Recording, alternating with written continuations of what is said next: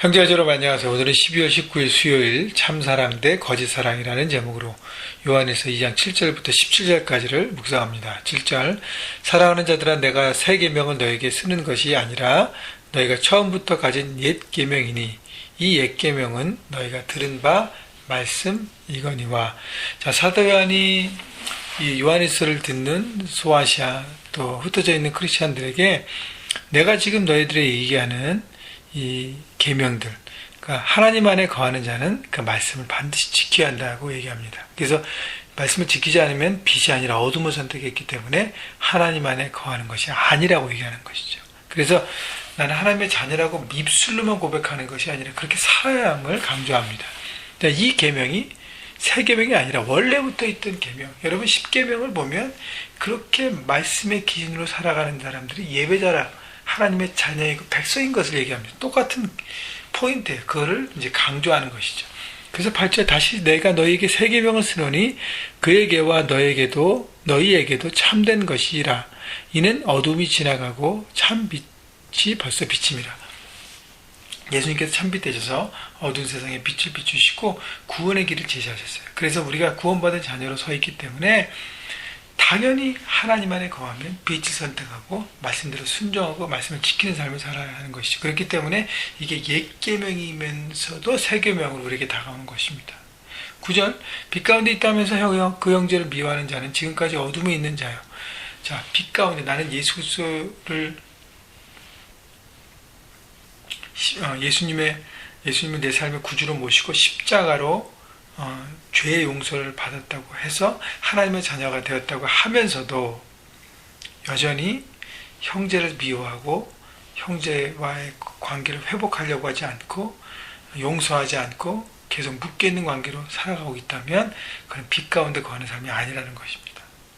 그렇기 때문에 10절 그 형제를 사랑하는 자는 빛 가운데 거하여 자기 속에 꺼리낌이 없으나 그 형제를 미워하는 자는 어둠에 있고 그 어둠에 행하며 갈 곳을 알지 못하나니 이는 그 어둠이 그의 눈을 멀게 하였습니다.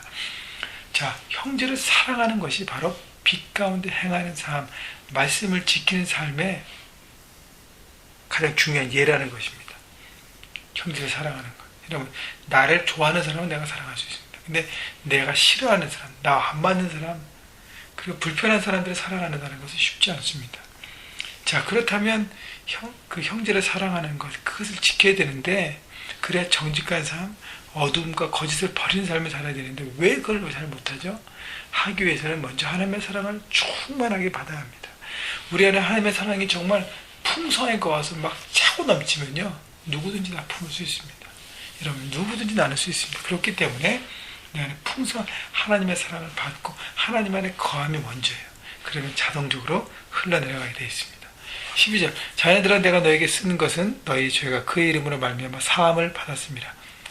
자녀들에게 용서받은 죄인의 스테이러스, 우리가 그런 위치라고 이해하는 것이고, 아비들아 내가 너에게 쓴 것은 너희가 태초부터 계시니라 알았으며 창조 때부터 계셨던 예수 그리스도, 그 하나님 아들 되신 예수 그리스도를 내가 알고 그 예수님을 내 삶의 주인으로 모심으로 십자가의 용서를 받고 하나님의 자녀가 되는 특권을 누리고 예수님을 통해서 하나님께 나아가는 특권을 누렸다는 것을 얘기하는 것이고, 청년들아 내가 너에게 쓰는 것은 너희가 악한 자를 이겼으며, 그래서 예수 그리스도가 내 삶의 주인 되시기 때문에 우리는 악한 영의 공격과 그 모든 영적 전쟁에서 승리한다는 것이 이겼음이라. 어떻게 해요? 이미 선포된 완료형입니다. 여러분 자녀들아, 아비들아, 청년들아, 결국 누구예요? 우리 모두에게 얘기하는 거예요. 14절 똑같습니다. 아이들아, 아비들아, 청년들아, 내가 너에게 쓴 것은 너희가 강하고 하나님 말씀이 너희 안에 거하시면 너희가 흉악한 자를 이겼습니다. 하나님 말씀이 내 안에 있기에, 주님의 십자가의 그 사랑이 내 안에 있기에, 그리고 주님의 승리가 내 안에 있기 때문에 내가 악한 영과의 싸움에서 이기고 이미 승리했다는 것을 바라보고 흔들리지 말라는 것이. 그래서 말씀대로 세상 가운데 살라는 것입니다. 그 15절 보십시오. 이 세상이나 세상에 있는 것을 사랑하지 말라. 누구든지 세상을 사랑하면 아버지의 사랑이 그 안에 있지 아니하니. 세상이나 세상에 있는 것들을 사랑하지 말라고 합니다. 세상을 사랑한다는 것, 아버지를 사랑한다는 것, 우리는 한 가지만 할 수 있다는 거예요.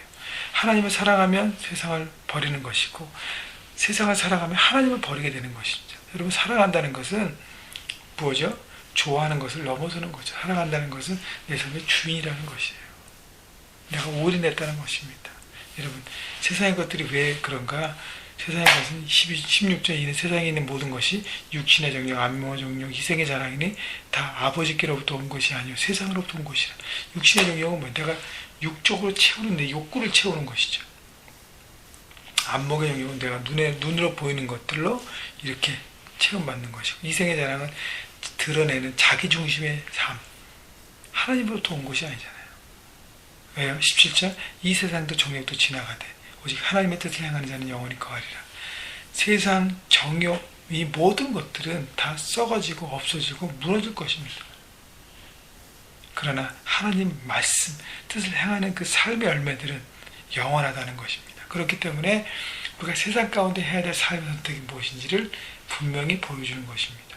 여러분, 빛 가운데 있다면, 하나님의 빛을 선택했다면, 하나님의 자녀라면 말씀대로 세상 가운데 실천하는 것이죠. 그것이 바로 영원한 하나님 나라를 살아가는 것입니다. 오늘도 하나님의 말씀과 그 사랑의 풍성함을 여러분 매일매일 누리셔서 십자가의 정말 사랑으로 감격하셔서 여러분 주변에 있는 모든 사람들을 품을 수 있는, 사랑할 수 있는 사랑의 실천을 여러 가지 모양으로 하시고요. 또 세상의 것들을 품으면서 그것 중심으로 살아가는 것이 아니라 하나님 말씀 중심으로 선택해서 세상 가운데 승리하신 여러분 모두가 되시기를 주님의 이름으로 축원합니다.